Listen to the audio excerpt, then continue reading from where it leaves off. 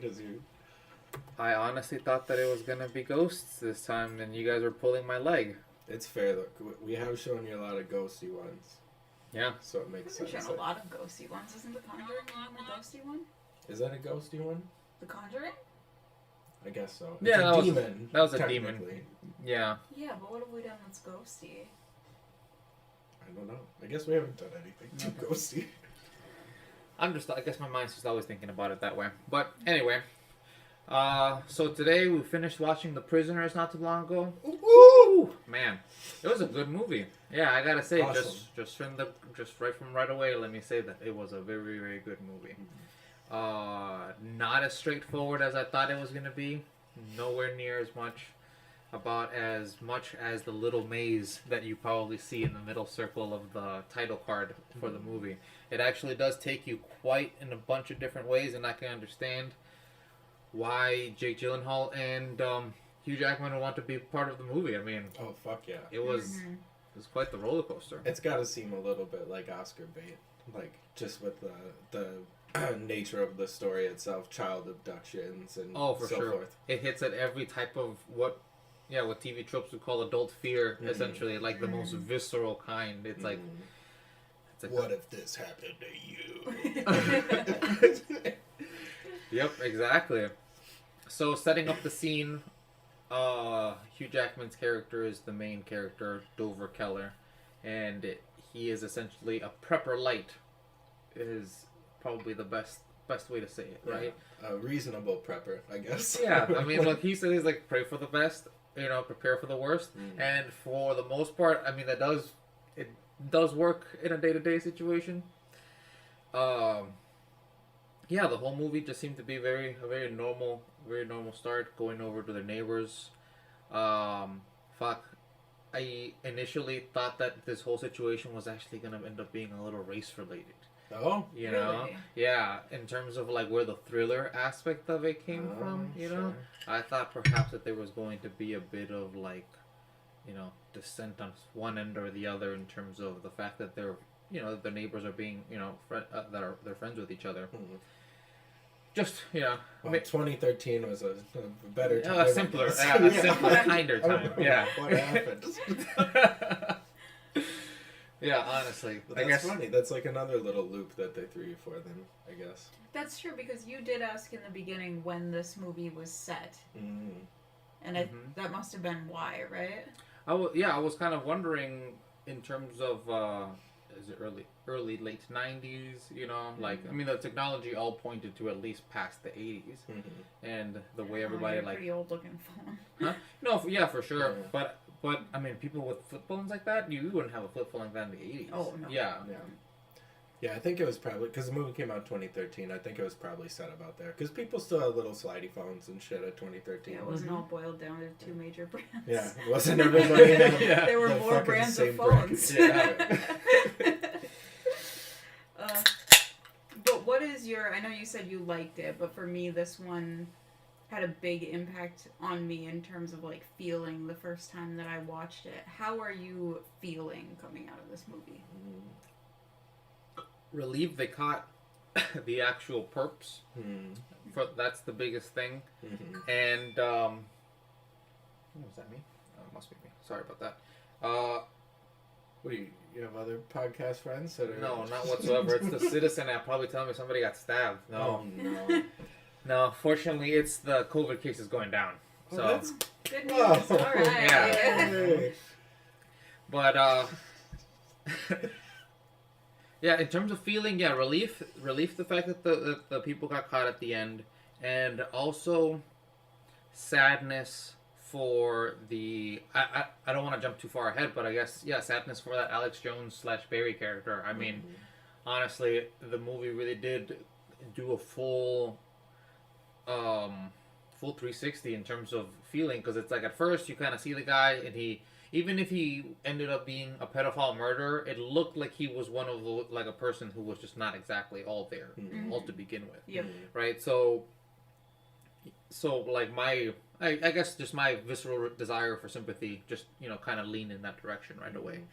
And as time went on and he gave up little things like that, you know, they did such a masterful job of making you think that he's given up himself, you know, when in reality he's slowly but surely given away the people that conditioned his ass for years on end.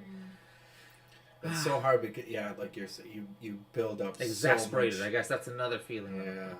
yeah, you build up so much like hatred for this kid and a weird like you're not fully committed to like hating him full on, but you by the end of the movie you despise him, and then you get the twist, you get the whole story. Yeah, I mean the scene and the movie primes you in that direction on purpose too, because they show you that scene where he chokes the dog for a little bit because it's being too, you know, just barking too much, and I don't even think it was, but I think he just did it. It I was don't- weird. Yeah. who knows? Yeah, I don't know. Maybe I'm adding in those kind of situations You on must my, have had a reason. inside of myself. Yeah, exactly. God, I hope so. Fuck.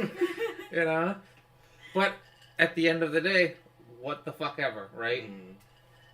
Like, it's it's crazy essentially how much just one evil act ends up washing, you know, one over the other, because that's just innocuous in comparison to the bullshit that ended up, you know, befalling, you know, on top of him as a result of having to be the unwitting, well, not unwitting, but I mean, like, fuck, like, quasi-coerced and, like, zombified, like, semi-zombified, like, accessory to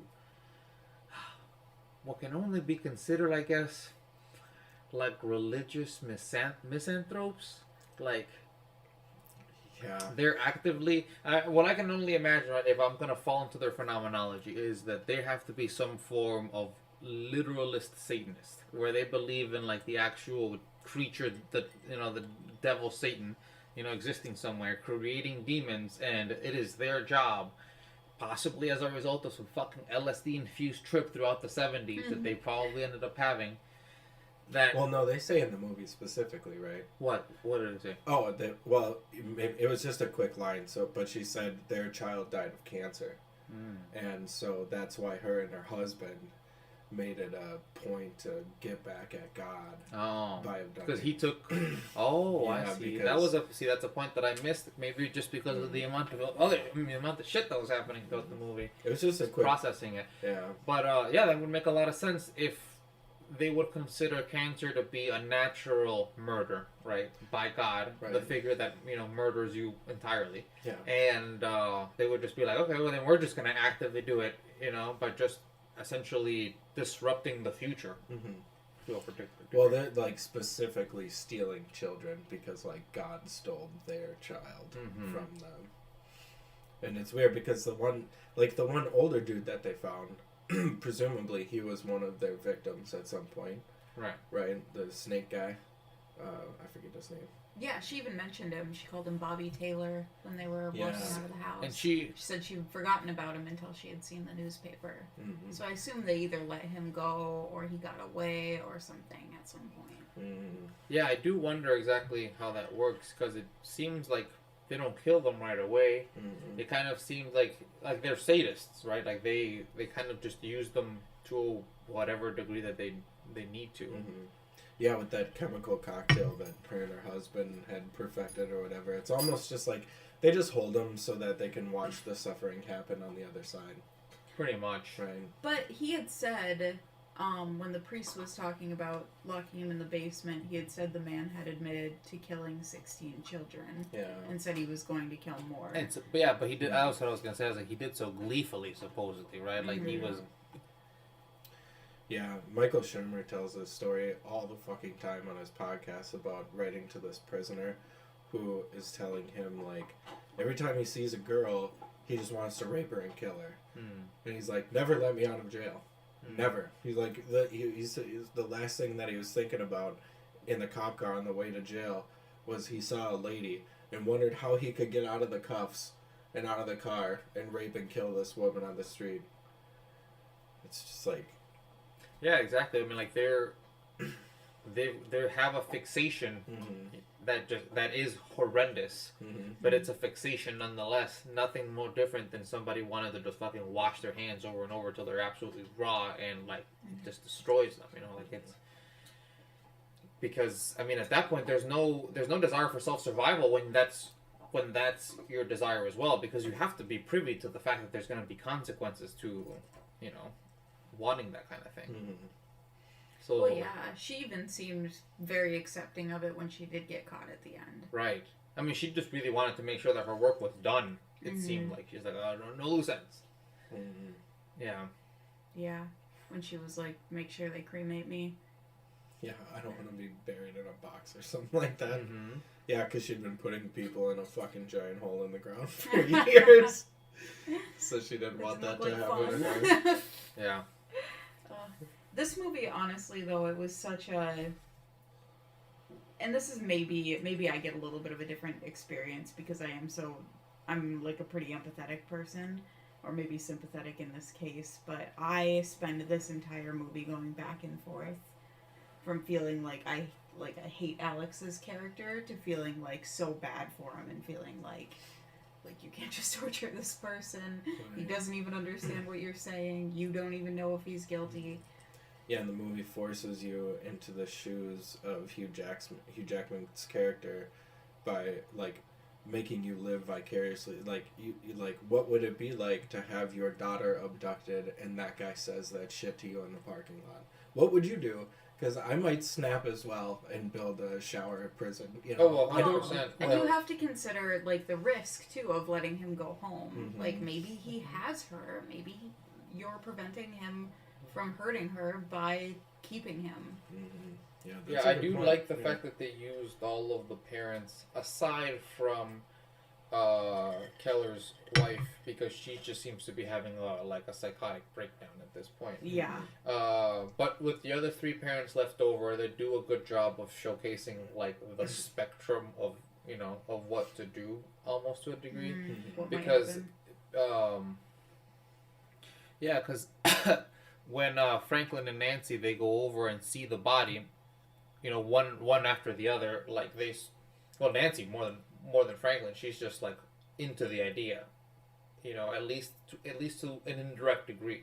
Like she just wants it to happen to just get the answers, but she wants to insulate them away from actually having to get their hands dirty. Yeah. Which, all well and good, because Franklin just seemed to grow very weak. I don't know if you can call that weak.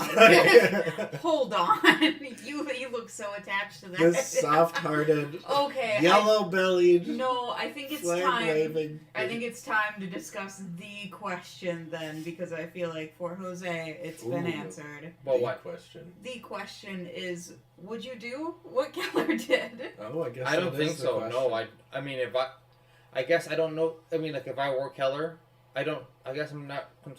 Like as myself, would I do it? No, I wouldn't, because I don't think that it would lead to anything good.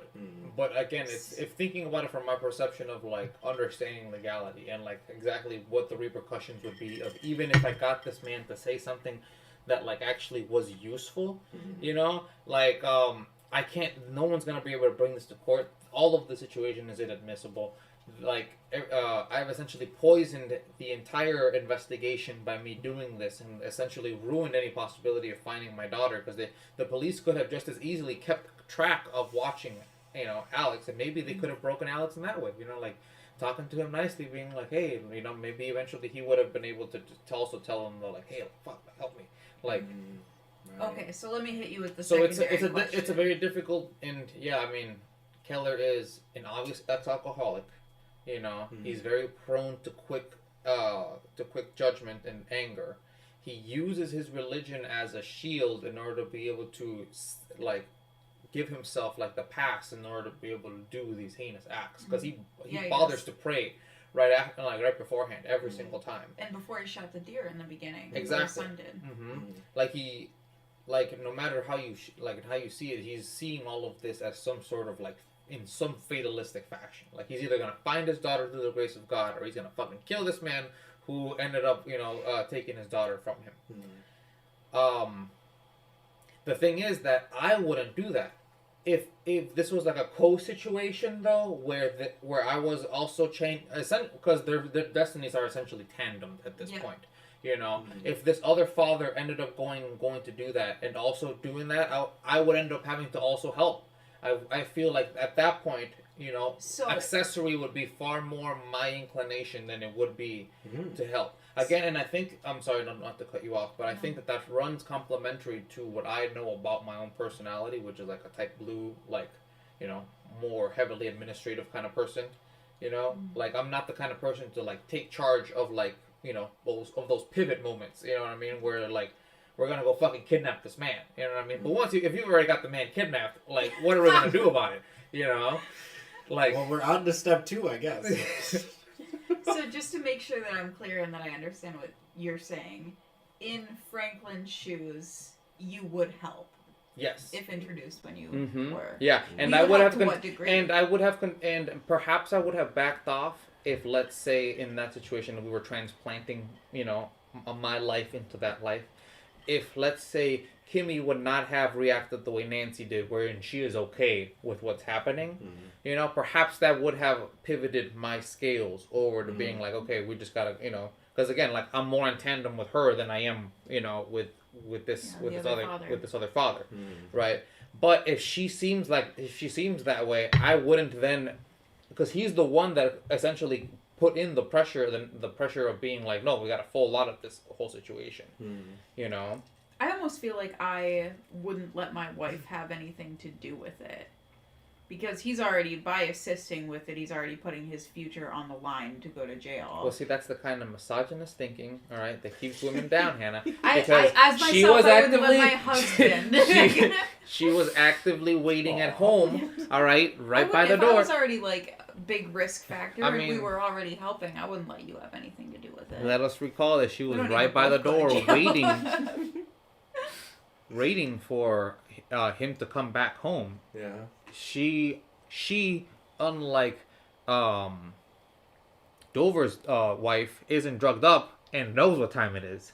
So because of that, she's entirely privy to the fact that he's gone at off hours. You don't smell like you've been with a prostitute, and you don't smell like you've been drinking. So where the fuck have you been? Yeah, what have you been? Yeah, exactly. Because again, she already lives with a mystery inside of her head. Where's my daughter? And now I have to wonder, where's my husband too? Yeah. Like, good God. Yeah. I think they did a good. I think if anything, Franklin probably in his position did the best move, because he probably assumed in his head, moment Nancy sees all this, she's gonna call this off. She's gonna make the final decision and be like, nope, fuck this. Like, she's gonna see the guy's face and just be like, nope, call this off. And the movie actually leans you to think that way, in my personal opinion, to a degree. Like, the way that the compassion and the tears that she has toward the guy, where she's like, nope. I mean, and maybe it's after she like tries to like run away and stuff like that. That's what repivots her back to. I didn't see it that way at all. I thought she was like, I viewed that scene as so much more selfish than anything else, because she uncovered his face and she looked troubled by it at first, and then immediately moved to like, please help me find my child. Right. Like, there was no actual sympathy. Like, it was fabricated for the moment. To him, it was about her missing child.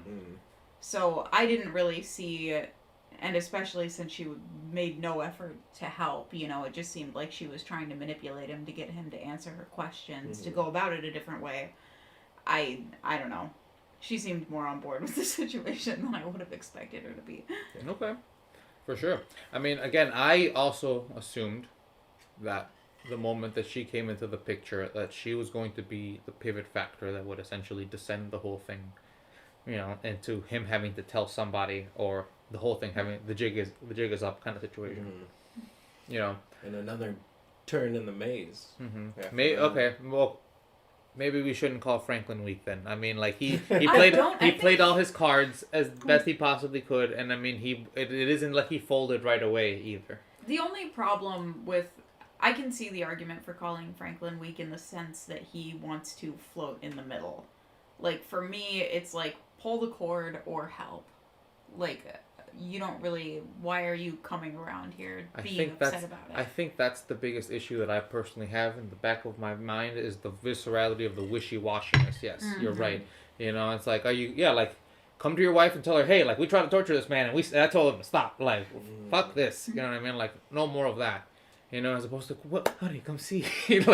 like, But I do think Franklin's the most relatable character in that sense, because you don't, like, Franklin's the most willing to accept that he doesn't know who took the kids. Oh, 100%. And he's the only one willing to actually, like, grab Keller by the ankles and, like, pull him back down to the ground and be like, nah, man, like, you don't... Oh, yeah, or at least try to, yeah. Because he says, what if you're wrong? Yeah. Mm-hmm.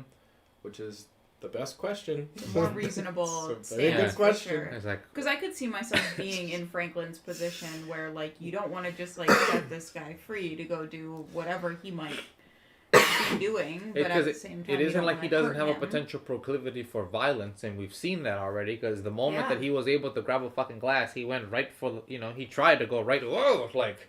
Oh no, I don't think that's fair. He'd been attacked on the street and just did nothing and said nothing on multiple occasions. He was brought to the point of death. Attacked. Well, he wasn't attacked on the street. He put him out at gunpoint. Like. Yeah, that's true. Yeah. Keller grabbed him on the street, leaned him back, and hit his head against the car when he grabbed him in the parking lot. Oh, when he assaulted him outside. Yeah. Oh, I thought you meant when he abducted him. When he abducted him after the dog scene. Yeah, and he had been grabbed and forced around on many occasions before that, both by Detective Loki and by Keller. Mm-hmm. But I don't think he had a proclivity for violence. I think at that point he was desperate. I might have done the same thing. Yeah, it's almost like that was probably more like fight or flight of anything.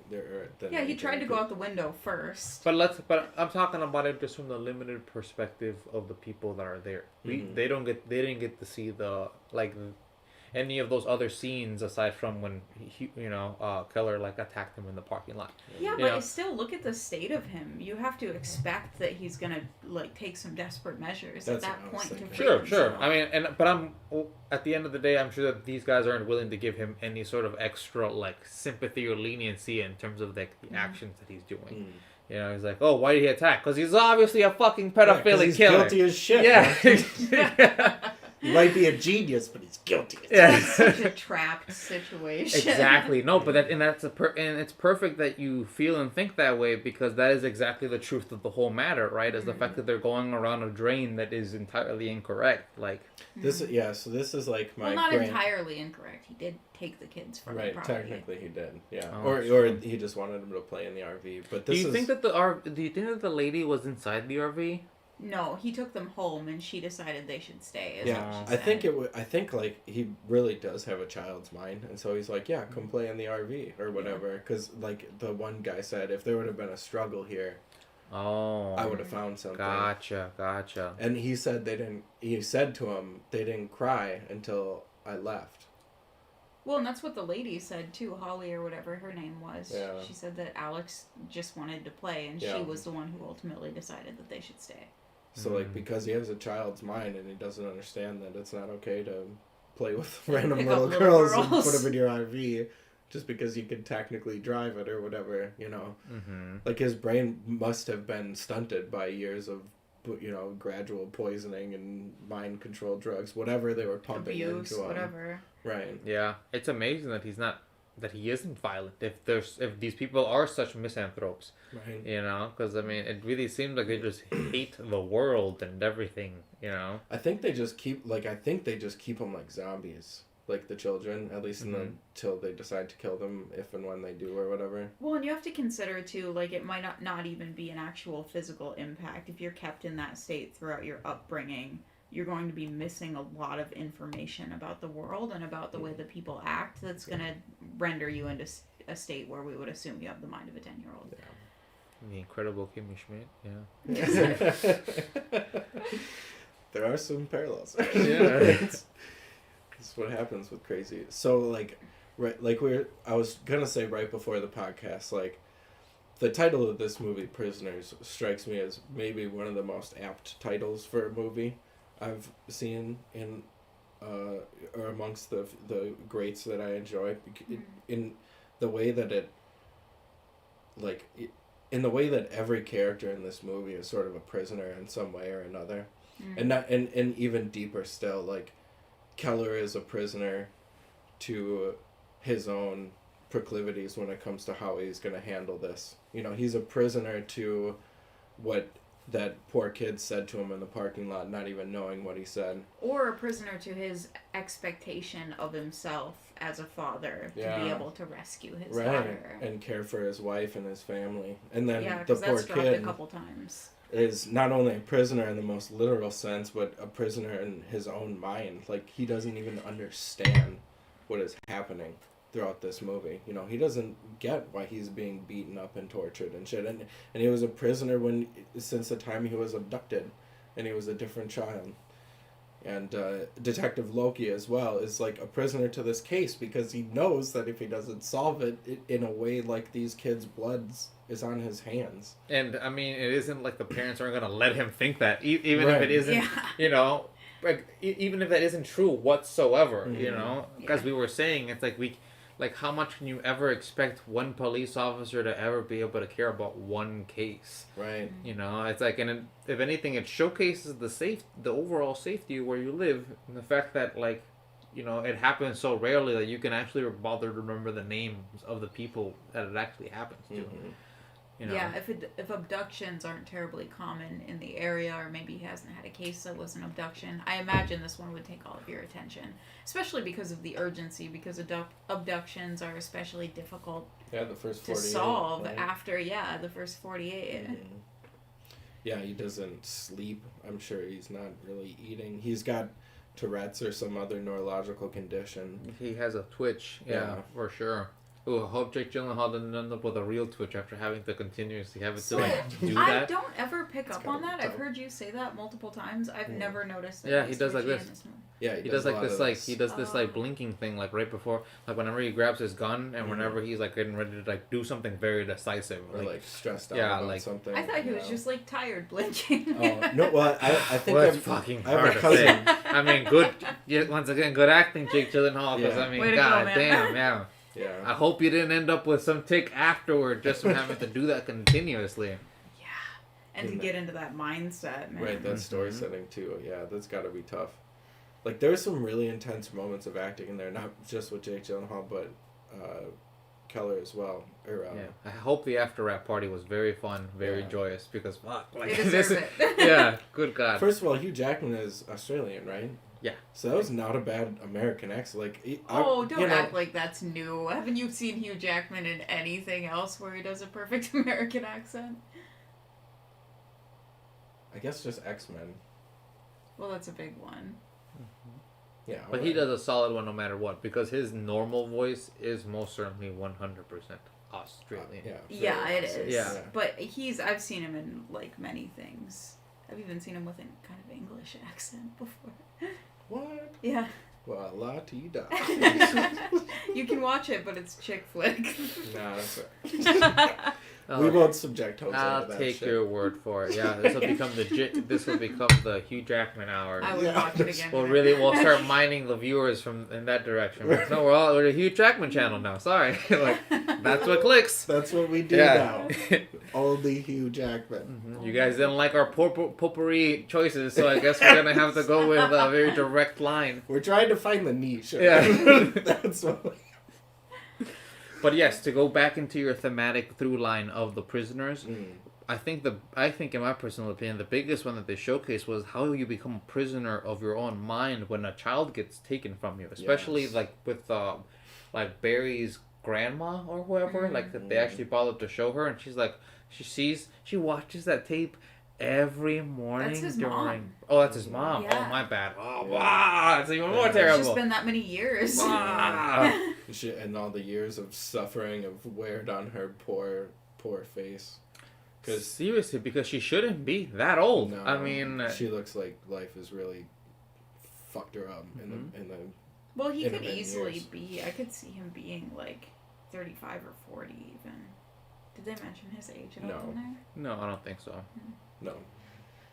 But he's great. That kid is a great actor. Oh, He's been in a lot of... I think he was in There Will Be Blood, wasn't he? Yeah, he was. Yeah, he was the preacher kid guy. I saw him in something else recently as well, but Paul Dano, yeah. Yeah, he directed that movie that we just watched. It was like his directorial debut, and he played a role in it. He was a little thinner. What movie are you talking about? Oh, I don't know. It was one of the last 5 or 10 movies we watched. So We Wildlife? watch a lot of Wildlife? I mean, that's the one that says here that he's got credited as a director. Oh, is it on Netflix? Because then that's probably it. Wild Lane? No, Wildlife. It's just Yeah. called Wildlife. Remember this with This the... one's also got Jake Gyllenhaal. Oh yeah, I just watched this. Yeah. He's pretty good. So yeah, Wildlife. This is a wildlife podcast now. From now on, Yeah. we only talk about Paul Dano. I've only seen him in I think like 3-4 movies, so it's gonna be a short run. Yeah. Was he also the kid with opposite Daniel Radcliffe in Swiss Army Man? He was, yes. Yeah. Man, this guy's great. Have you seen Swiss Army Man? No. That might have to be on the list. I don't know about that. That's one of my favorite movies of all time now. You've only watched it one time. He half watched it while I watched it. Oh, I stopped And it's playing his video favorite. games at least a quarter. That's later. literally what you do whenever you play a new game. You're like, this is the best game I've ever played. I have to say that this is the best half-watched movie ever made. Every single time. I have high standards. But yeah, I mean, pulling back to the movie that we just watched. Yeah, I mean, there has to be a lot of gaiety because, oh my god, the movie was just so sad. There was like there really was no break in terms of just feeling some type of way the entire time. Did you feel stressed throughout it at all? Yeah, I did. Because I wasn't really sure when, like, the hammer was going to drop and on whose head. Yeah. There were so many moving pieces in terms of, plans potentially going awry that I wasn't entirely too, sure, like, where to, like, essentially, like, throw my chips in terms of, like, which way the movie's going to go. Mm-hmm. Yeah, because it seems like I have a very hard time, like, just allowing the movie to happen. Like, I really like to prognosticate, like, where it's going to go. Yeah. And but it does help add to the tension, when the movie does a very good job of keeping you completely off base. Yeah. Do you think that, because I jump back and forth on this, so I'm just open to your guys' opinions on it. Do you think that the happy ending of this movie is like a little too unrealistic, or that it's like a nice balance to the tension of the rest of the movie? I think it's a good ending in terms of the fact that if you look at that Anna girl, there's gonna be a lot of therapy and counseling behind that. Happy ending in the sense that she's not dead and not continuously being tortured, right? But the movie does a very good job of showcasing the effects of those people, all the way up from adult to adulthood with Alex /Barry, and his mom. And his mom. Mm-hmm. Yeah, and also just from the look of Anna's face, one can only hope that this happening to her so young will mean that potentially she'll have a better chance of bouncing back. But we never really know how people are going to handle particular things. No Like, traumas. like that kind of thing could make it so now she'll be wetting the bed and being completely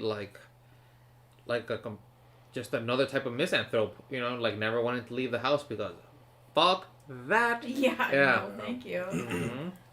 Or go anywhere by yourself. Especially if Joy and Anna go in two, different types of ways, because there could be a potential support system there between them at the beginning, but perhaps it can go in one way or the other, like where one ends up being like, you know what, fuck it, like we can't live in fear, forever, like I'm gonna continue, doing my thing, and then the other one just cloisters, how no matter who you want to place each that hat on.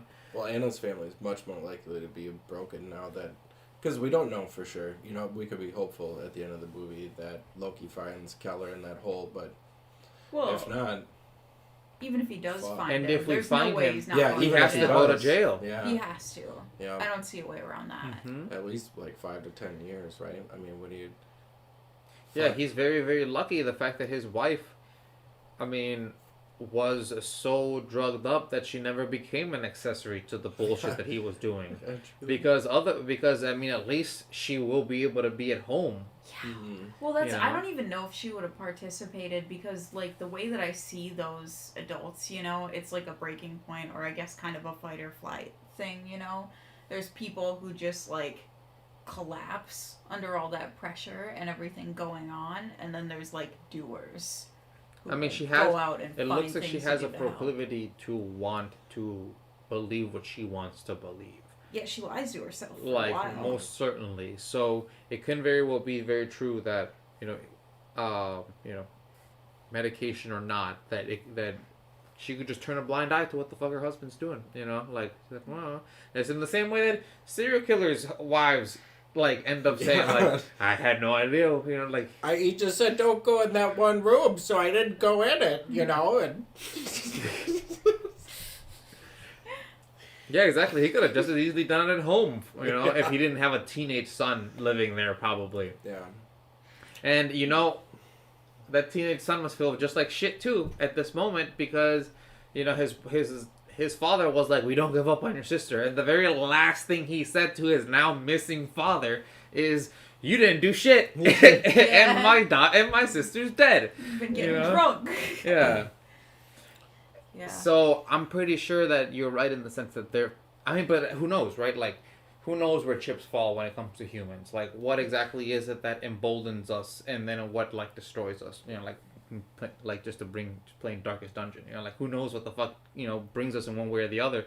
Because it could very well be that shit. They find him, he goes to jail. His son steps up and he's like, "Nah, we're gonna, like between my mom and I, we're gonna hold this shit together. Like you're like, Dad, you did this whole situation. The guy didn't die. Crime of passion, 3-4 years. You'll be out. In they'll give you 8. You'll be out in 6. You know what I mean? Like we'll hold this shit down. Did you look at your a family member the same after you knew that they tortured a person? Oh, sure. Yeah. Yeah. Again, Sure. as long as I'm not looking at them because they do this as a sadistic psycho. Yeah. I mean, I would, because context helps. You know what I Yeah. mean? Like fuck, when it comes to humans, context most certainly helps. Like I would look at them differently in terms of what they can do. You know what I mean? Like, Probably not gonna insult Uncle Keller no more. Yeah. No, don't say that. Yeah, exactly. Like, you watch what you say around his ass. Because But he might beat the shit out of you. I don't know. Mm-hmm. That's one thing that's funny to think about, though, is like as far as what might have sparked him to do something about that. I think a big part of that, they kind of lean into the couple's relationship in that way, because like Franklin and his wife fall in almost the same area, and they're like pretty reasonable and they talk through things, but like ultimately they kind of make a decision where they're kind of in the same place. Whereas like Keller's marriage dynamic is like his wife expects him to protect the family, and he feels expected to protect the family. So it makes sense that when this happens, she breaks down in the house, like in a state of depression, and he goes out to figure out how to solve the problem. And during good times, I mean, it's a very solid dynamic. Like he gets to feel like a big man. His plans get to move forward. Terrible actually happens. And that's what I'm saying. It's like until something terrible happens. I mean, but again, who's expecting the situation to happen? Like he's expecting mass societal decay to happen to the degree that he can cloister his family and weather through the storm. He's not expecting just like a little pinprick essentially that just leaks it all out and deflates away his sanity. And the sanity of his entire neighborhood, essentially, to a degree. Ooh, that's a cool idea of, like, in a way, it was like, the situation is sort of an Achilles heel to modest prepper, like Keller. Like, it undercuts all of his survival. Like, he knows how to hunt. All the work he's done. He can feed his family, blah, blah, blah, but he fucking... Like, he's been hyper-focused That's on actually taking one care thing of that I his wrote family. in my... Yeah, sorry. Yeah. That is one thing that I bothered to write down in my cell phone, is the fact that above everything else, the feeling of impotence that this moment brings upon everybody, especially a man who's supposed to be a manly man, with even within his own family structure, because there are men who feel like manly men, but other people don't reciprocate that. They're just like, oh, like he's just who the fuck's up with that? You know what I mean? Yeah, but. When you actually have a family structure that you've created that actually does resonate back on that, it must be that much more shattering to then have it just all fall apart in that way. Oh yeah, and I think they nod towards that at the beginning when he's teaching his son to hunt, and it seems to be very much his idea, very much prompted by him, and he's like he tells him he's proud of him, and then later when the son is talking to the other daughter, Franklin's daughter, he keeps quoting things his dad told him. Yeah, because so he's preparing his son to take care of the family as well, and like long term to take care of a family of his own. Yeah, all the justifications do come up from him, like in that kind of way. But yeah, I mean, it's tough to say. I mean, because he isn't wrong in any particular way, right? It is just unfortunate that it does showcase the fact that no matter how well prepared you assume to be, life will always find a way to just essentially derail you. Can't be prepared for everything. Mm-hmm. And yeah, I don't know. Like, my biggest question would be like, if he hadn't done anything, do you think that things would have ended up better? Yeah. Like. Yeah, I think that's the clincher, right? Like, probably not. Yeah, because I mean, it's like those people have already stolen 17 children around the community. You know, in the span of, let's say, 3 decades? Yeah, probably. You know? Roughly. Yeah. So it's like, so they've done it enough times now that it would be very difficult to say. I mean, they've perfected their craft at this point, right. You know? So it's like, and in most cases, when it comes to serial killers in any kind of situation like that, they usually allow themselves to be caught. They're just like, well, I mean, like, I played the game, I won against the law enforcement, and, well, fuck, I mean, like, what am I gonna do now? I mean, like, I guess I just keep killing. Just get a little sloppy now. Who gives a fuck, you know? Like. Yeah, you probably get kind of cocky. Yeah. Mm-hmm. Yeah, like these fucking idiots, like, oh, I'm going through all of that trouble, and they're not even noticing, like, all of the extra steps that I'm taking. Like, fuck them. Like. Well, even, I mean, the couple, Holly and her husband, had stolen children in the same RV for so long, which seems incredibly careless. Yeah. The fact that one lady who her son Barry was stolen, who is Alex, she said that there was an RV there at the time that she was suspicious of. Well, yeah, she also said that nothing ever happened to him. Nobody took him. He's just gone. In a way that's like, nobody really, I don't know, in like a very defeated tone of like, nobody really cares. Mm-hmm. Like, children just disappear, you know. That's exactly the vibe that I got from it. And in all reality, if it wasn't for Detective Loki, that situation would exactly be just that. I mean, yeah, working around the clock. Yeah, because it seems like the actual macro aspect of the police department was more than willing to just brush this under the rug and just allow a week to go by and just be like, well, you know, placate the parents, and you know, we find something, we'll most certainly look into it. But I mean, fuck, it's not like we're hoping not to find something here, you know. But yeah, when you find 2 kids. Well, especially that like, whoever Detective Loki's boss was, I don't know what his role would be, but after like that brief attack in the parking lot, when Keller was talking to him and he told him what happened, that guy was like, yeah, tell it to the detective and he'll look into it for you. Which is the most dismissive thing that you can possibly say. I'm 6 weeks from retirement, you know. Like, I don't have enough time to care about what you say and then tell some people. Yeah, that's so like, true. Write it down in my little notepad. Yeah.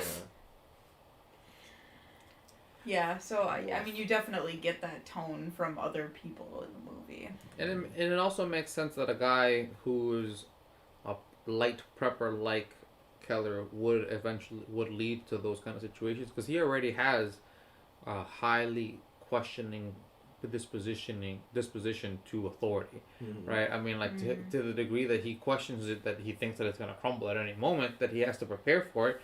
He's not gonna fucking believe that his local police department's gonna find his daughter. Right. So I mean, yeah. He didn't go into it with that mentality, I don't think. And because of the fact that he's got a religious inclination, I can only imagine that because of the fact that he's met no resistance so far in kidnapping this guy and holding him, that he considers that as providence. The fact that shit's just going the way that like the good Lord God intended, in order for him to be able to find the truth and get to his girl.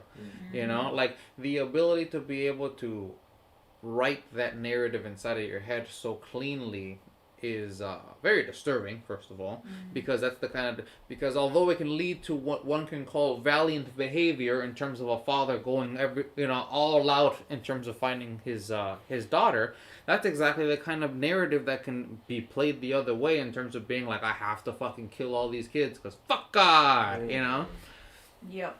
The dangers of religious indoctrination. Because again, if those guys would have simply been nice, simple atheists, they would have been like, well, cancer takes us all because genes just happen to multiply and lump together sometimes like that. It's fucked up, Yeah. There's always alcohol. Mm-hmm. Or having another fucking kid. Yeah, you can try good again. God. You could I don't think you can just replace a kid. Who's talking about replacing? No, I'm just saying about having another kid. I mean, if you're so overbound with love right now as a result of your loss, I mean, place it toward a positive end if you are already so inclined to have children. Yeah. Nothing about replacing them, because that'd be weird, calling the new kid the same name as like the old kid. Nobody was implying. Like, that listen, give like them we're just really trying again. Why is my name Michael too? Michael. Yeah, Michael. Sick reference. I don't know. I guess we'll just name him Michael. Just call him Michael. Just call him Michael. Oh, fuck. Yeah, truly. Prisoner of expectations, both from being a police officer and from... that's a great way to say it. Prisoner of expectations. Yeah, and from being a father and from every direction, I guess. I mean, because even the potential perceived weakness that I thought with Franklin, right, could very easily come from the fact that he's got a fucking teenage daughter at home too. It's like, though my thoughts don't just end with my one kidnapped kid, Right. It's like as harrowing and terrifying as this may be, like I do still have another child at home who is in an even more bridging situation. Because if this would have happened the opposite, like an adolescent gets taken away and you're left with one kid, you have a long time to explain to this kid, oh well, like things happen and stuff like that. Like, but the way that it's happening right now, I mean, that teenager must feel both terrible and. Like how powerless you already feel as a teenager, and then add to that your to watch the little impotence of your parents. Yeah, like watch your mom just spacing in the kitchen all of the time, just watching, looking at those photos. It's like, you're trying to maintain like some sort of facade of like teenageriness and being like, nah, like. Or your mom cool. crying. Mm-hmm. Yeah, exactly. Like you trying to like do some rebellious shit, and your parents are like, "Yeah, go, honey. Yeah, whatever." Yeah. Like, if you gotta drink, you drink. Yeah. We're all getting Pour me the one right too, now. please. Holy fuck. Yeah, 2 rocks, please. Yeah. 2 rocks for Would you like mommy. a sleeping pill? Yeah. 2 dogs for mommy likes the sleeping pill. Yeah. You like the sleeping pills. I don't know though. I do kind of want to say on the original piece of that point that I also get the impression from Franklin that his wishy-washiness is also like sympathy. Like I do, like, because he keeps saying like, what if you're wrong? I do think, and they're veterinarians. Both of them are veterinarians, so you have to consider that they're probably maybe even extra sensitive to suffering. Mm-hmm. And what also, just to throw in the racial aspect here, why on earth would they believe, the first thing that this guy, the first guy that this guy picks up, even if there is some sort of extra implication through the police have already looked through it. It's like you don't get to just do a public lynching. I mean, like, or a private lynching essentially at that point. Mm-hmm. That's essentially what he's doing. Is he's just because I mean, if he were to die, he's gonna die, right? I mean, like the fact that Alex / Barry managed to be able to survive all the way to the end of the movie is pretty much incidental. You know what I mean? Because he could have died. He could have fucking croaked at any moment. Yeah, because they didn't give him any water. They didn't feed him. I think it's amazing that he lived through the movie. Yeah, exactly. So, I mean, I could imagine that, maybe there's some thinking in terms of there too. Like just really trying to get inside of his headspace as to why he would be against, like being for, like, what's happening right now. But, fuck. I'm really, really glad that Detective Loki only happened to take a bullet to the, you know, forehead or whatever. The side I of think his it just head. grazed him. Yeah. Mhm. Yeah. Yeah. Yeah. He was a real hero. What a cool character. He was limping too, though, so I almost wondered if he got shot twice or if that was more of a stunned thing. Maybe. There was quite a few gunshots there at the end. Yeah, because I'm pretty sure that I saw some blood splatter on the back of the wall, and he, or maybe that was just a bullet hitting back there. Who knows? Yeah. Yeah, but then to carry a child out of there too and drive to the hospital. What a cool ending scene too. Great filming with the cars and the highway and the rain. Like, what a stressful climax. I You know? have never felt from a movie, like watching a movie like this, so stressed about like a car accident or something like that. Like they put that stress on us very well. Yeah, I think. they piled it on there at the end. Especially with him having to wipe the blood out of his eye and all that Yeah. stuff. I was expecting a car crash at any moment, and just being like, "Fuck!" Like that's what killed the girl. Yeah. The And then car that's crash at the end. Can That you was the imagine? original ending, and then the audiences were like, no, no. God. Boo. Nobody's gonna like this. No, fuck that. Yes, leave the father in the hole. No, don't fucking. The father. And then the parents hate Detective Loki forever. Yeah. Ugh. Well, good thing I went the other way. I mean, he didn't put a seatbelt on. So, what do you guys think? Starting with you, Hannah. Do you think that he actually finds, what's his name? Keller In the hole. Oh yeah, I mean, I'm not really uncomfortable about that at all. I think they set up the theme throughout the movie that Detective Loki chases every lead to the absolute end. So I don't think he's gonna hear the whistle and walk away. And just go home. I think it's totally implied that he'll find him. Yeah. What's unclear is what happens after that. Like, For does he sure. go to jail? For how long? What are the implications on his life, on his family? Yeah. But I feel pretty much completely certain he gets found. I agree. Yeah, me too. I was a little uncertain at first, especially because with the movie that was already so long, I wouldn't think that they were going to leave with any form of cliffhanging, Yeah. I was like, where the hell would you, where's this cliff you just found? Like, the dangles off of it. Yeah, we've been pretty plain, pretty plain ground the entire time, aside from a couple walls here and there, but... Yeah, fuck. Great movie. Yeah. Absolutely great movie. 4 out of 5, 5 out of 5. What are you thinking? We should start doing a star rating. Yeah. Star rating? Ooh, it's tough because then I'd have to wouldn't I have to qualify why I would give it Yeah, because he doesn't have any star ratings to reference for the previous movies, so he can't. It's really difficult. We'd have to make a rubric before we start the movies, and then afterwards look into the rubric as opposed to just trying to be arbitrary. Okay. I mean, if we're gonna bother doing it, that ratings way. for certain aspects. Mm-hmm. Yeah, that's a good idea. Yeah, exactly. Because I mean, because certain movies most certainly excel in one way far more than another. Sometimes, the spectacle sometimes far outweighs the actual, meat or the meat or thematic, Oh yeah, I mean, even for of it. Priority items and risks at my job, we use a couple things to rate them on and then a multiplier, because otherwise we're arbitrarily this is priority 1, right. This is priority 2. Yeah, exactly. Yeah. And at the end of the day, maybe you feel a particular way about what you want to watch, and if spectacle is really what you're going for example, Mother, right? If that's really what we were going for in terms of speaking about this, we love the visuals and we're big visual guy people, you know what I mean? And that's what we want to that's what we like to talk about. Awesome movie for sure, but because of the angle that we come in from, you know what I mean? We just we really should, because of the way that we started it. This whole thing was I just wanted to have you possibly impact the way that I already felt about this movie. You so wanted we me should to do We've been doing it kind of selfishly. Yeah. Well, so we should do a preemptive rating before we watch it a second time, and then an after the fact to see if Jose has swayed us in one way or another, and we can go over all the subtopics as we do it. But yeah, that'd be fun too, because then it would be a before and after, a litmus test kind of deal.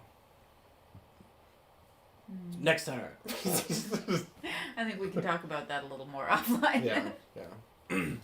Gotcha. Yeah. We'll Yeah, I mean, this movie was great. I don't really see how I could really change how one would feel about this movie one way or the other, aside from, I don't know, like maybe the degree of how much one would bother to go out of their way to like do what Keller did, you know, because some people are, you know, that kind of gung ho. Again, like it all depends on your, you know, the type of person that you are. Like, if you are a type A kind of person, you're like, fuck yeah, dude, like let's go, you know, like kill them all. Yeah, like why haven't we already tied this guy up, you know? Yeah. I was saying, like I was giving tips as to how to best torture the guy who already got him, you know what I mean, tied up. I mean, like we want to be. Actually, Jose made us very uncomfortable during the movie. Those were some awkward moments. He was like, no, don't just go for the fingers. You have to do the nails. You start with the nails. Yeah, because you wouldn't want to crush the man's hands. No, because he too much agony. Too much agony. No, yeah, that's a degrees thing. And then he even had like a kind of aha moment when he passed out from pain. He was like, "That's because you did it wrong. You wouldn't you'd still be awake." Idiot. Yeah, exactly. Those are seconds your daughter's in some hole somewhere. Yeah. You idiot. I do have one like Jose tailored question for you. Sweet. Because for most of the movies we've watched together, at least from my feeling of it in this moment, usually you have like a note for the movie where you're like, I like this movie, but I would like it better if. Do you have one of those for prisoners? Yes, most certainly. I would have liked this movie far better if they would have been able to find Jake Gyllenhaal a competent partner to go along with it. You know, because not only would they have been able to make this movie, say, only 2 hours long, you know what I mean? Because they would have been able to compartmentalize all the extra mysteries with their, you know, back and forths as, you know, cops. Two brains. Yeah, exactly. Two brains going together. Because the movie does push the boundaries of believability a little bit when it comes to putting all of the dice on top of Detective Loki. You know, having to go after this fucking Alex guy, trying to keep tabs on his ass, trying to make sure that Keller doesn't go off the rails and also kidnap the guy, which he already did because he can't be everywhere at once. You know, like... Then finding a dead guy in the basement. Yeah, he's got that whole thing to do. Holy shit, yeah, like, I'm pretty sure that's... other thing. I'm pretty sure that's gonna take up... Yeah, that's a verified body. I'm pretty sure that's gonna take up a couple hours of paperwork, you know what I mean, in terms of actually, like, going somewhere. Do we have to see a shrink or something, too? Like, for the police? Son of a bitch, yes. Holy fuck. At some point, he said he was... At one point, he said that he'd been talking to the guy for 10 hours. And I believe him, you know? Like, you could really see it in his face. So I would say that would be one thing. I would imagine that if they were able to find a competent actor, doesn't have to overshadow Jake Gyllenhaal, but just give a, you know, just be there. They can either drive, you know what I mean, or they can like take the wheel sometimes. Just something to just kind of do a little bouncing back and forth, because I feel that there was enough mystery in this movie that there was still enough space for somebody else to because realistically, probably in any size you agree to police that? precinct, there wouldn't be one guy solving a whole abduction, you know, with exactly. no help. Nobody ever chimes in. Exactly, that's what I was saying all the time, just making the joke that the jurors, like, that the county's so poor, it's like, nope, sorry, we don't have the budget, like... They got the 3 other deputies out walking in the woods. You call me when you got 4 missing kids, then we'll 4 missing. Then we'll bring out their dogs. Yeah. Yeah, honestly. Where were the dogs? I think they brought them out right at the beginning, but I don't know. It is a bit of a boggling mind that he said that he's got half of the uniformed state troopers, you know, or, you know, patrolmen, like, looking, but nobody in any other county can loan out a detective to help him, you know. Like, the only other help that he gets is the pithy help that I think the FBI agent, like, or something gives him at the end when he tells him about the pig's blood and stuff like that, when he, like, the those are more like forensics, or just forensics. That's not even like, that's just something that was just gonna come no matter what, whether he had a partner or not. Like, I saw like a news crew with 15 people. Nobody else is sending any investigators or anything. Doesn't the FBI normally get involved when it comes to child abductions? You'd imagine that because usually those things hold some form of pattern, you know, that could cross state lines. So, but again, that, if you're asking me about one thing, I would say that right off the bat, I can shoot from the hip that would be one thing that could be better about the movie. Because again, you don't have to get a great actor or anything. They already got it with Jake Gyllenhaal. And at that point, you know, we could have even had a little bit of a back and forth in terms of like the other detective is the one that goes off and finds Keller's a boat, you know what I mean? And because he doesn't have as much experience, let's say, Keller's able to like bob and weave him out of like if you know if Jake Gyllenhaal would have been there with him, they would have been able to find the bathroom right away, you know. But because he's alone, he's like, hey man, like you know, he's the abrasive way that he is, you know, that he just puts off even a professional in a veteran like Jake Gyllenhaal's character, you know. I think that you know it would have worked out. I think it would have worked out in that way, and it would have held the lines of believability far stronger, and you know, I think that's fair. helped showcase police camaraderie, and you know, like the fact that like the police department cares enough to fucking put 2 people on a case of 2 missing kids. At like least god damn. At least one for each missing kid. Yeah, right? oh, man, yeah. Like, did you see the stack size of photographs that this man had to go through? And he has to look at those himself as he's handing them to the parent. Yeah. You know what I mean? To wonder. And at that moment, he doesn't know that it's pig's blood all over. He's like, no, these are fucking kids' guts As far all as over he's these concerned. Kids guts. Fucking kids guts. Oh Jesus Christ. No. Yeah. Yeah. Honestly, though, that was like a messy situation to find in a house. The first time I saw it with like the blood in there and the kids' clothing, but also like the pig's head in the sink and all the snakes. I was like, I don't know what anything is in here. I don't want to make any assumptions. Mm-hmm. Fucking snakes. Flies all over the place. I like the restraint in terms of like showcasing their family. You know, not to rag on any of the adolescents, but I mean, I can understand. I'd rather like think up their anxieties than have to see them on screen. You know what I mean? Because it always feels too hammy on screen. Like they always just go, you know, just far too saccharine or whatever in one way or the other. So like I'd rather just assume, and especially in this movie was masterful in that sense too, because it had just that one scene where after that guy walks into that house into the Finch's house and takes the socks or whatever, you know, like the daughter makes them feel like their teenage daughter makes them feel like shit for leaving. Yeah. You know, and I thought that was perfect because it really showcased their dynamic in terms of the fact that like she's still reeling from it too. Like she's just as scared. You know, just because she's a couple years older doesn't mean that this exact same situation can't happen to her. So I thought that was really good. Yeah, I think throughout the movie felt the most empathy for the 2 teenagers that we only see a couple of times. And I think it's because they didn't dilute that empathy by allowing us to continuously just visualize it inside of our head. It's that, and like you're also considering like they're too young to be involved in the details. They're not getting updated on everything. They're just feeling lost and confused and scared. Right. Nothing would be worse than having them get caught up in like the whole situation and being like, oh, now the teenagers are involved in like seeing their imagine like if they went in some sort of route where the teenage son followed their dad to the apartment and then he saw him. Now, that's a whole other movie right there. I mean, like you could genuinely make a whole other movie right there where like now you know that your dad is torturing this fucking guy and it's like what are you doing about it, like, you know. But again, at that point you'd have to make the movie begin from the perspective of the adolescent. I would feel like. I mean, the movie kind of did begin from the perspective of the adolescent, but I suppose it did kind of do it, huh? Yeah, I suppose it really could have. Surprised he wasn't more involved. Pivoted in one way or the other. Yeah, maybe that was just one of those, you know, like red herrings that they wanted to throw out. Like they make you think that this is gonna be the nuclear.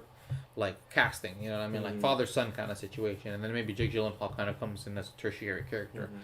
But do you think, as the teenage boy character, I forget his name, but do you think after the fact, him finding out what's been going on, what happened, do you think he would feel relieved that his dad hasn't been doing nothing and his dad hasn't been like going and getting drunk and just doing that, or do you think he would feel sickened by what his father did, especially in light of, you know, knowing Alex's situation at that point?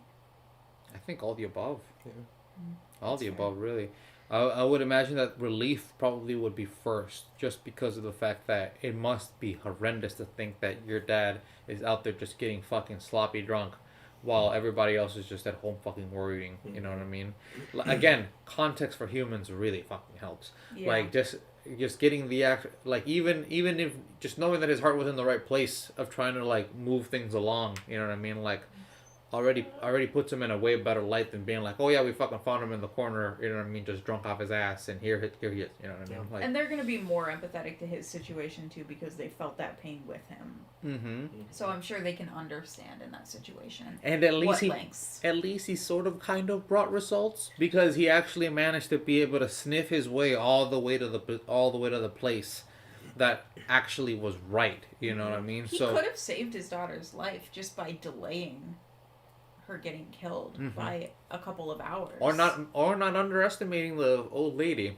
You know, that's another thing. Like, there was a lot of underestimation in terms of what he perceived to be. You know, he thought that he was already in a position of strength, just for being a big man. Yeah, just to being a big man, just to being a big manly man that he already perceives himself to be inside of his head. Yeah, that's a great point. That's why he did that. Yeah.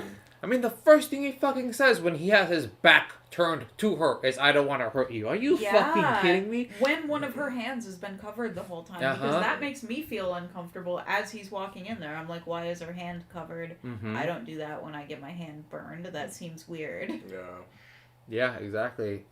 But fucking old ladies can't be trusted. And again, saying, "I don't want to hurt you," he's already assuming that she knows what he's talking about, and that she just can't do anything about it. Yeah. He's a prisoner of his presuppositions, essentially, at that point. And he pays the price in that way. Yeah, truly.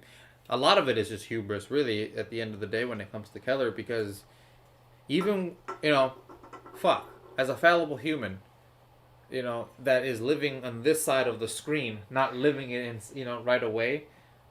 How the fuck is it that you get to the point that you're like, I just saw all of these pictures, you know what I mean? And I'm like, no, she's still alive somewhere. Like, even though he's right? Like, that's one of the, it's one of those weird paradoxes of, like, the truth, right? Like, even though he's right, like, he's still pathological in his thinking, you know what I mean? When he comes back from seeing in the interrogation photographs, and he, like, talks to his son, he's like, we don't give up on your daughter. I mean, we don't give up on your sister.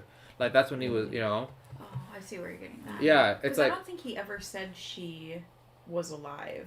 And didn't he say something when he saw the picture, too, to something of the effect of, like, she's dead and it's your fault? Something. To the detective? No, he said that's her, and he said you could have found her. Like, why were you like after me? Like, why were you like you could use that time to find her? Yeah. And then he said this is your fault. I think even at that point he was skirting around the possibility of her being dead. His Hugh Jackman does such a good job of, like, pretty much just bouncing that dissonance off of his forehead the entire movie, just being like, nope, I'm right, no. I know what I heard. You very well might be right about that, but I just want to, like, share that my impression of that was a little bit different. Is I saw it more of, like, especially as the movie went on, as, like, a closure thing, and I even, like, got that impression so firmly that when he told his son it was going to be okay, and no, she's not dead, I almost felt like that was more like he just didn't know what to say to his son in that moment. It's possible, but at the same time, the way that his son countered with, you're just out there getting drunk, leaving us here, and now you're trying to pretend like she's not dead. It most certainly sounded like it was like he actually believed that enough. You know what I mean? Because his son didn't give off any sort of being like, oh my God, is it true, Dad? You know what I mean? Like, he was already pretty steadfast in the fact that, no, she's dead. Like, well, you're not even fucking here to help us process through it. Like, he's already looking for that next step, essentially, in terms of it. Like, fuck, like, what are we gonna do? Like how long are we supposed to, like, keep waiting here? And unless he's actually deluding himself into thinking that she's definitely alive, it would be very harmful and inconsiderate to tell your son that she's alive. I mean, he went off right away because he wanted to go keep finding answers, right? The first thing he went off to go do after going home and talking to his son is go right back to the apartment and keep torturing Alex. Back to work, yeah. So, yeah, pretty much. It's another day. What about you guys? Is there anything that you think that could have been changed about the movie that could have made it either more believable, more enjoyable? I would have liked just a tiny bit more backstory for Loki's character. But other than that, I really enjoyed him.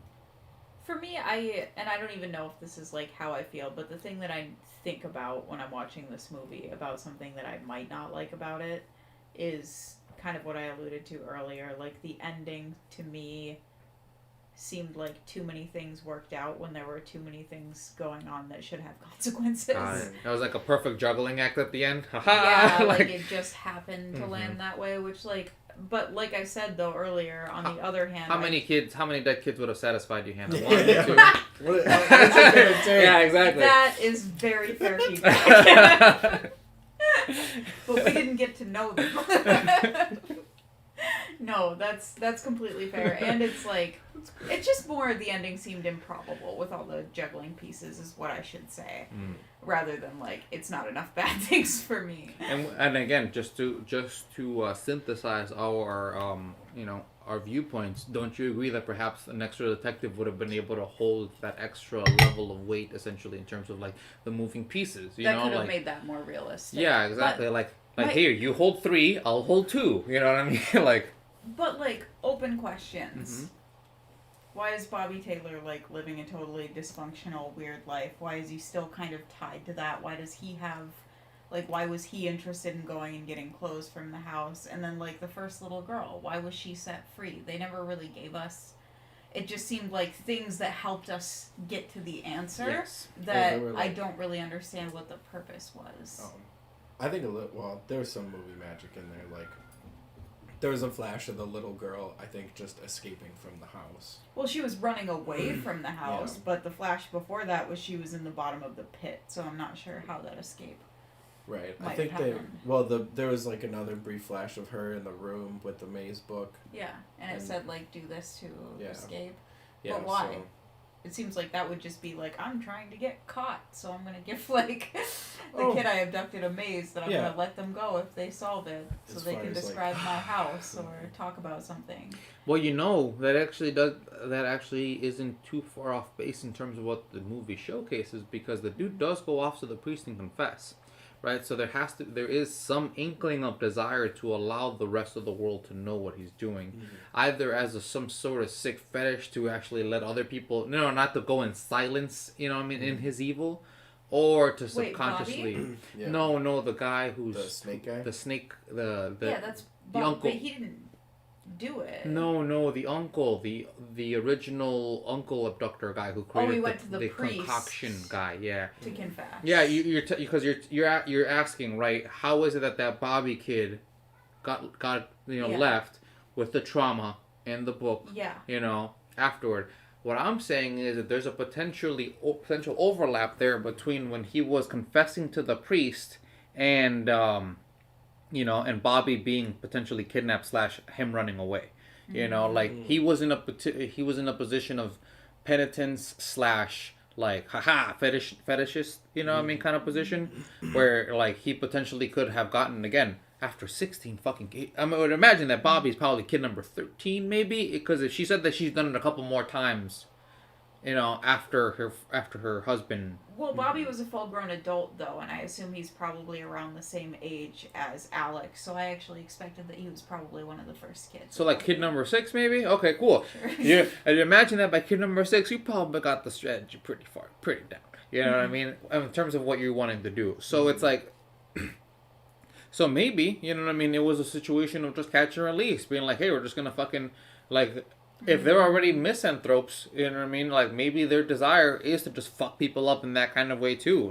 They don't because again, he probably never found his family. He probably just got released as a person into the world. Yeah. And he became fucking evil. You know what I mean? Because he ended up kind of quasi helping them, didn't he? What was he even doing? I think there was some behind the scenes he's part of that crazy lady. He brought them into the ring, essentially. Yeah. No, because she said she had forgotten about him until he popped up in the paper. So I almost feel like he saw the stories knew who it was and for some reason like tried to help or something. Like or he's at least obsessed with the situation. Yeah. That or it's or he really is just a complete copycat, like the forensics guy said. Yeah. Like he's just so stuck in that position, you know what I mean? That like I don't know, maybe that's just a coping mechanism. Who the fuck can really say exactly how one goes about dealing with untreated trauma of like that type? Yeah.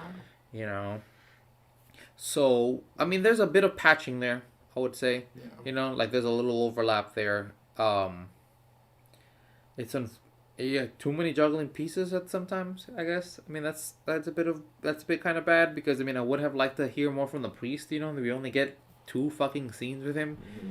You know, like he most certainly would have been able to fill in more dots. Mm-hmm. Yeah. I would say in conclusion, in terms of the best way that I think the movie could have gone is cut the amount of involvement that Franklin and Nancy have in order to be able to add in like scenes with this hypothetical detective guy, or maybe with them in that kind of way, like they could have gone off in their own way. Sure. And then, you know, have a genuine plot A, plot B situation so that way it can resolute as opposed to just one gigantic plot A that just overtakes everything. Yeah. Yeah, because this movie doesn't really bisect in any way, really. Like, it's just... Like, sure, you can say that it's you can say that it kind of bisects in terms of Keller and Dover's perspective, but I mean, they're still congealed into the exact same desire, you know, like, it isn't like they're kind of pulling in opposite directions or anything like that, like... Yeah, and I mean, that's kind of a cool thing, too, that they are driven by exactly the same things, but they have different ideas of how that's done. Well, not only that, but they have different levels of legality behind them, right? Because, I mean, that guy was able to beat that guy up just fine and allow him to... And his guns just so happened to get out of his holster. It fucking blew his brains out. And then he's back to work the next goddamn day. Like nothing happened. Like nothing happened. You really fucked up in there, didn't you? Yeah. Yeah, well, don't let it happen again. Yeah, exactly. You might have to write a report. Yeah. I completely... 6 demerits. I'm actually glad you brought that up because during the movie... Minus 20 points to Gryffindor after that one. Yeah, how do you keep your bag through a situation? I mean, I could see it if it was something that happened on accident, but he was accosting the person. Yeah, it's all on video. Yeah, like, there's no way. Maybe, you know, if we're talking about the future, maybe that's another shoe that's about to drop in a couple weeks, too. It's like, you know, the internal... the internal affairs investigation that Jake Gyllenhaal's character is going to have to go through as a result of this fucking guy that killed himself. And hey, guess what? That guy was actually a pedophile, or like a child abduction victim. So it's like it's like maybe if you would have been able to keep them together a little longer, we would have been able to get him some help. Right. You know?